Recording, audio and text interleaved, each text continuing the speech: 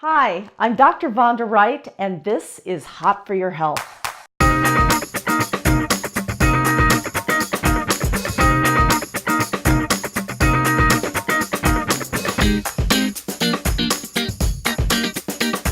Bananas never had gluten in them. This is an amazing thing I learned in Nutrition Bootcamp with Leslie Bonci. In this episode of Hot for Your Health, you are going to be thrilled to learn all the other amazing nutrition facts that is going to lead you right down the pathway to great health. Food is so important because frankly, you are what you eat. You are not going to want to miss what she has to say. So we're going to do a nutrition boot camp this afternoon. Now, I'm not going to ask you to come up here and pump an iron skillet or anything like that, but I really want you to start to think about eating in a different way, maybe than you have before. And that paper is just solely for reference, so we're not going to go through it the way it is. I just gave you something to have when you walk out of this room. So you can throw it away, you can make a paper plane with it, whatever you want. But what we're going to do is we're going to start with, I'll move away from there, is I collected my list of words that I cannot stand. And here they are. No, shouldn't, can't, avoid, guilt, bad.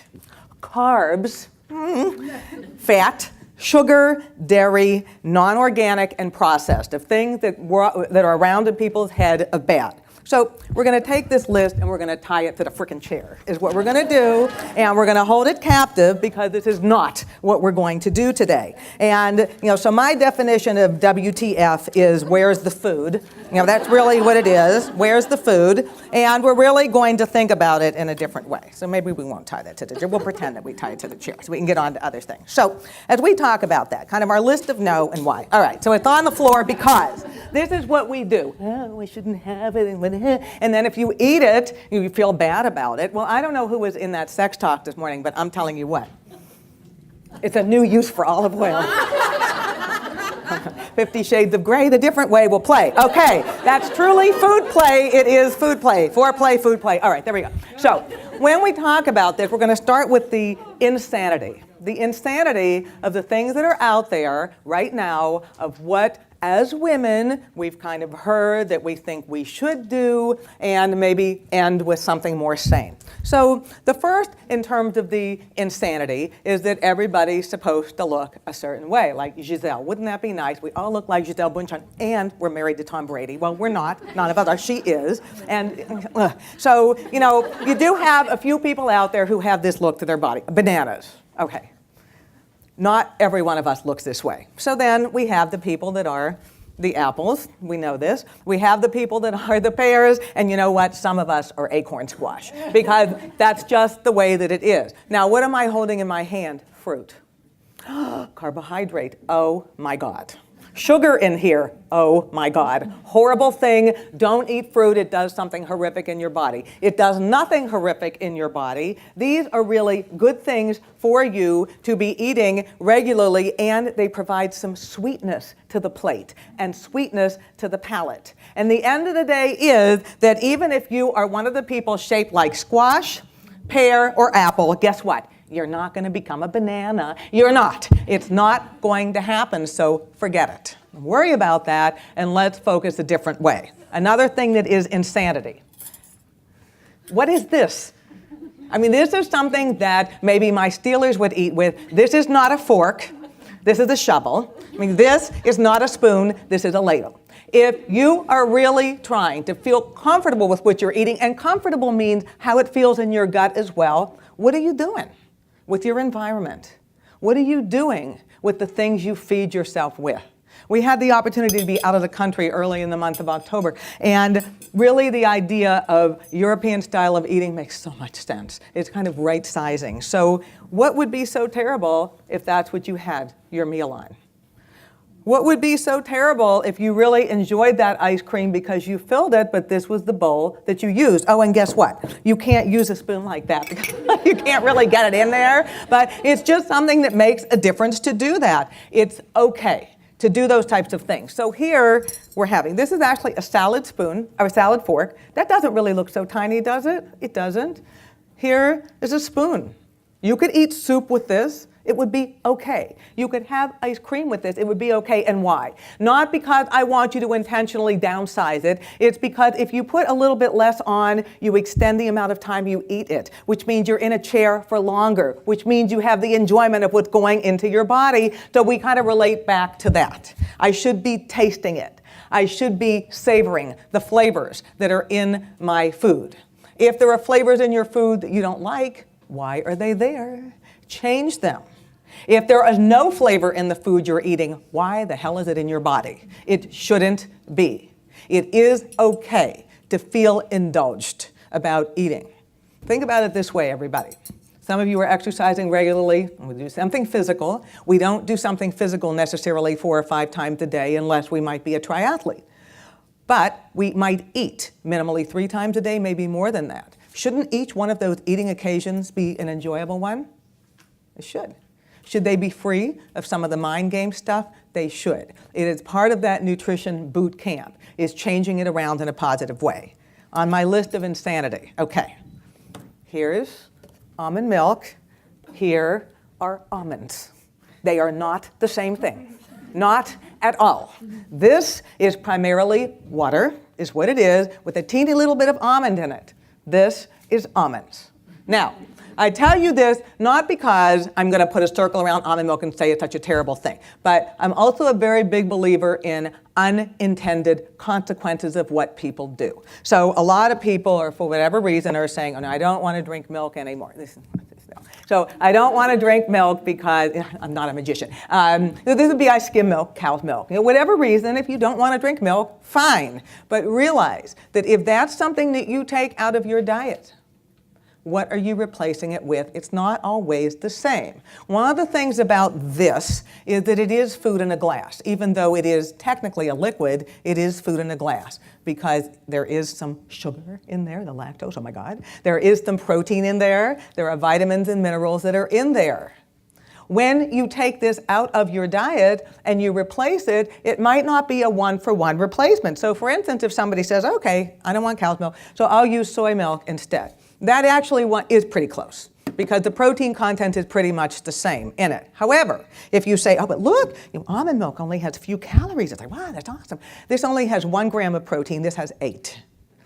What could that potential consequence be? Because I will guarantee you, and I work with people daily, everybody is not automatically thinking, oh my God, I'm changing to almond milk, I better have an extra can of tuna fish. I doubt it. It's not happening. And so if somebody says, I'm going to have 3 glasses of milk a day, this size, that's an 8-ounce glass, 3 of those a day, 24 grams of protein. I'm going to swap that out. I'm going to do 3 glasses of almond milk instead. Now you've got 3 grams of protein instead of 24.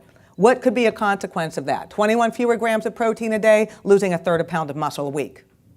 Well, that's unacceptable. And it's not that you see it outward. Oh my God, I had a bicep, where'd it go? You're not going to see it outward. You won't, but if that's happening regularly, that impacts your bones, it impacts your muscles, joints, ligaments, tendons. So if this is something you want to use, just realize it's okay as a liquid, add it to your smoothie, but make sure that you don't compromise your protein as a result. The Federal Health Insurance Marketplace is now open. That means you're free to shop for the health plan that's right for you. UPMC Health Plan has some of the most affordable plans on the marketplace. And they all give you full in-network access to UPMC, plus other doctors and hospitals in your community. Visit upmchealthplan.com or call 1-855-297-UPMC to learn why so many people have chosen UPMC Health Plan. Enroll today. Okay, next on my list of insanity. I am not including here people who are celiac, the reason to not have gluten. That's how you medically manage the condition. People who have gluten sensitivity where it truly has been diagnosed that you have it. That is a reason not to have it or to have less of it. But for everybody else out there who's kind of saying, oh, it's the next big food to target, gluten is such a horrible thing and people shouldn't do that. Well, one of the things I will tell you is sometimes gluten-less works as well as gluten-free altogether. Because if you're eating a bagel the size of an SUV tire, okay, that's a lot of gluten because it is.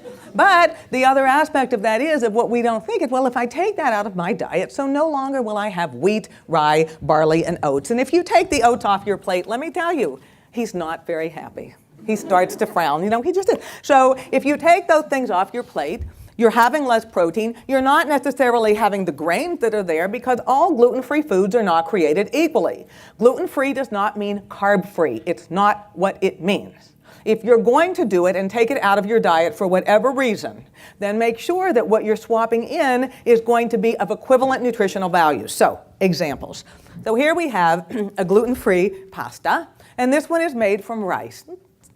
Okay, but no, it's not really quite the same as regular pasta, but nutritionally, it's lower in protein, and it isn't necessarily as high in fiber. So if you really want to go gluten-free, here's the things you might want to think about doing. So you might use quinoa. Some of you might like it, some of you might not. A chef colleague of mine said, if you've eaten quinoa and you really don't like it because it's bitter, toast it first. And that will actually make it less bitter. So after you cook it and then toast it a little bit, and then it takes the bitterness away. Or you might say, well, I'm doing something like teff. Oh, sand. Well, I mean, you would bake with this, but this actually is a whole grain, so you could. Or some people are using millet. Double duty, feed your birds, feed yourself. All is good with the world. This works very, very well. Or, somebody might say, I want to do kasha. I grew up with a grandmother who used to make this all the time. So kasha with buckwheat. Buckwheat is not wheat. It isn't. So it's not in the same family. So if somebody says, I really want to be gluten-free, this one actually does have some whole grain in it. And then we have some other things. This is amaranth as a flour. And then there's also garbanzo bean flour. I'll leave them up here. You can take a look at them. These are options. But why are these better? Because if somebody says, oh, well, you know what? I'm buying gluten-free gummy bears. Well, that's not necessarily better. And I will tell you, the word is on everything, because even here, these beets say that they're gluten-free. Oh my God, they must have had gluten at some point in time. Surely they went in and sucked it out. No, they didn't. Beets never had it, but because this is the word that people are hearing right now, it's kind of slapped on all these things. Gluten-free bananas. Trust me, they never had gluten in them. It's not a problem. So if you want to take the gluten out of your diet, find something else that you're going to put in. Or if you say, but I think it's bothering me, what might be symptoms of gluten sensitivity? Headache. Well, who doesn't have a headache? For many different reasons. And sometimes we pretend we have one because we need to, but not anymore with the olive oil. But nonetheless, okay, I'm telling you, I'm taking that home. Surprise! All right, so if somebody, I have a headache or I have nausea, vomiting, that could happen for many, many reasons, right? It just could, so it's not always the issue of gluten. And it just seems to be that that's the be-all and end-all, that if you take it out of your diet, then truly all your health problems disappear. I wish we could pinpoint it to one food being that issue, but it isn't always. You'll be cautious about that. Okay, next one, the issue of fats. Well, fats are bad. You shouldn't eat them. Now, I've been a dietitian for about 32 years at this point in time, a long time. And one of the things that has never ceased to amaze me is that people kind of assume they're going to do this, they're going to be healthier as a result of what they take out of their diet. And a lot of people have done this with fat, taking it out of the diet under the assumption that if you eat foods with fat, that is the way it stores on your body. So that avocado goes right from your mouth to your ass, right there. There it is, 2 other little cups right in the back. Well, I'm telling you, that also does not happen. And one of the things about this food, avocado, it could be nut, it could be olive oil, it could be something with fat in it, is you actually taste it in your mouth because you do. It's, some of them have an aroma to it because they do. Oh, I'm not as hungry as soon between meals because of it. Now, that doesn't mean that a serving size of peanut butter is necessarily a jar, although some of us would very happily do that with this, but nonetheless, it means don't take it out of your diet entirely. What I really like is using the word discriminate instead of eliminate.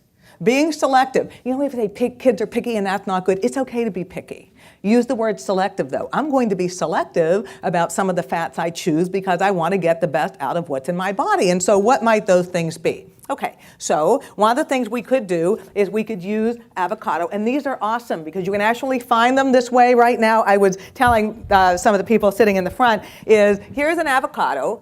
They're in season right now, so you can find them in the grocery stores. But A, are they always ripe when you buy them? No. B, unless any of you are really good with a knife, is they never look like this when you're done, like wrong, they got all these little misshapen edges and the seed is just like there and ugly. So this is very easy. It's actually less waste And it will keep the nice green color. If you open it, you're going to use it. And this is actually a fairly small one. That's very reasonable to do. Or if you are a guac fan, you can find little guacs. There they are. So they're easy to take with you. And how about this as a spread instead of just mustard? Or even putting this as a spread on chicken or fish to give it something a very, very nice flavor and adding a very good fat to your diet. A lot of people in other countries of the world eat avocados. They're quite healthy. It works well. What's the downfall of an avocado? Usually the bag of tortilla chips one's having with it. Nothing to do with the avocado. It is fine. Okay, other types of fats. Sorry, seriously with the olive oil. No, seriously with it. This is really a wonderful, wonderful oil to use in many ways. You use it to bake with, you use it to saute with, you use it to flavor your vegetables, just a little bit of a drizzle. What is a Mediterranean diet? It's not a bottle with a loaf of bread. It isn't, but it is using some oil. What's the difference between an extra virgin olive oil and otherwise is the extra virgin olive oil is the first pick. That's why it's dark green. That's why it has that fruity flavor to it. It usually is a stronger flavor than the light olive oil. The only difference is the color in the light olive oil, and it's a later pick. Nutritionally, they're the same. It's up to you what you pick. And truly, studies all over the world have indicated that people who are eating a diet that might have 37% of their calories from fat every day are just fine and quite healthy and feeling great and enjoying what they're eating. They're not oozing along down the street because of all this oil in them. It just isn't happening. They're not greasy people. No, it's really okay to have it. And I'm just telling you, sometimes people say, well, how much are we looking at? And I sometimes use numbers as recommendations only because that can be just a little bit of a guidance. And so that guidance is probably about almost a half, about 0.45 grams per pound body weight, the amount of fat that we're talking about per day. So for nobody in that room would it be, 10 grams. No, unless you weigh 40 pounds. So it's like, no, you're going to need more than that. So all the things that we see in the grocery store, fat-free cream cheese and fat-free fat and all those things that aren't even real, why? Don't do that. So you can, if you wanted to, you can change. I love this. My son actually bought this for me. It is both the olive oil and the vinegar, and then you just move the thing around to the percentage you want. So it works really, really well, and these kinds of things, you just get that wonderful flavor in what you're eating, and that's what we want to have happen. Okay, other fats that are good fats for you, how about flax? This is another one of my foods that I try and hide it in what I give to my athletes sometimes, just because sometimes I just have to do that. But this is flax seed, so it is a fat. And the flax seed actually has fiber in it that is very good for our bodies, may lower the risk of breast cancer, actually has some omega-3 fats in it, so it's anti-inflammatory. And so how would you use it? You buy it as seed, you use it as milled. The reason for that is that if you eat it this way, it goes out the way it goes in. So you don't get the same benefit of it. When it's milled, your body actually absorbs it. So you could put this on a salad, you could add it to a smoothie, you could put it in your oatmeal, you could even put a little bit in your spaghetti sauce. And I'm using and underlying the word little. I don't always like that word, but sometimes less is more, and here is why. One of the wonderful things about flaxseed, I love dual duty foods, but when you eat flaxseed, it also can have an effect on helping to move things along, so it helps with your transit time. So the serving size is not this box, and you don't want to do that. If you've never used it before, if you're a flaxseed virgin, then you probably want to start with about a teaspoon of it. And what is the therapeutic amount? It could be up to 2 tablespoons. Don't start with 2 tablespoons. Don't do that. The other thing about it is because of the fiber that's in the flaxseed, it actually causes it to hold liquid. So if you let the flaxseed sit for a while, it's like, oh my God, that looked like mucus in the bowl. So you probably want to add it at the last minute to eat it. Okay, and the other one is chia. Now, again, multitask. You can have a plant or you can eat it. And this is actually, it's very popular right now. A lot of people are using chia seeds. They have some protein. They also have some omega-3 as a plant-based source instead of a fish-based source. And it works. It's a little bit crunchy, just a little bit added. It'll last a while, but because it's a seed, and just like this, because this is a seed, keep it in your freezer. What I usually do is I just keep it in the freezer with a little coffee scoop. It'll keep for longer. If you let it sit out, it's going to go rancid. So it's just an easy way to keep it for a longer period of time. Okay, and then what about nut butters? Love them, peanut butter, awesome, awesome, awesome. But sometimes if we said, oh, I don't really want to have this much. So there's all these little packets of different ones. So this is an almond butter, there's cashew butter, hazelnut butter, peanut butter, whatever. So, it's easy, they're petite, they go with you. It works really, really well. I could put that on an apple, on a banana, whatever it is I want to do, really great. And it tastes good. What this is not, PB2, I don't know what the hell that is. That is not peanut butter. It's a powdered something. That is not peanut butter. Oh, mix it with water. Yeah, that's really good. It's like eating paste. Why? Don't do that. This has fat in it. We look at it, it says, 19 grams of fat. It's a peanut, for heaven's sakes. It's supposed to have fat in it. That's where the flavor comes from. There's a lot of research on the benefit of nuts. Peanut butter, almond butter, walnut butter, all the nuts. They really are good for us. So going a little nutty is not necessarily a bad thing. All right, what else? Potatoes. Who shouldn't have potatoes? They're bad. Mr. Potato Head is my favorite food toy because you can just accessorize him in so many ways. I just love it. Just love it. Love it. So we look at this potato and people say, oh, but I shouldn't eat a potato. Don't you think the minions, like from Despicable Me, look like potatoes? They do, except they have little goggles. But nonetheless, so here we have a potato, and this is not an enormous potato. This is not a canoe in my hand. So this potato, probably maybe about 120 calories, that's it. That's very filling. If I eat this potato, on the outside of it, that's insoluble fiber, good for transit time. The potato on the inside, soluble fiber, for cholesterol, for blood glucose, for feeling sated. This is a sweet potato. Well, the difference between them, they're not actually the same item necessarily. The sweet potato is going to have a little bit more beta-carotene. It's the color in it. Sweet potatoes tend to be a little lighter yellow. Yams tend to be a darker orange. Sweet potatoes, you find you might not have to add as much to them because they're sweeter, right? We could cinnamon on them, a little cloves on them, even a little pineapple on them is very, very good. With a baked potato, usually people want to put something on them. When I was younger, I used to put ketchup on it. It was like something died on my plate. It was just horrible. Now it's like, nah, is maybe a little bit of whipped butter, even a little bit of olive oil on it. Some people use Greek yogurt on them. And you still want to see the potato underneath. Oh, look, I think it's there somewhere underneath the bacon and the cheese. But nonetheless, eat them. They really are good for you. They're available all year long.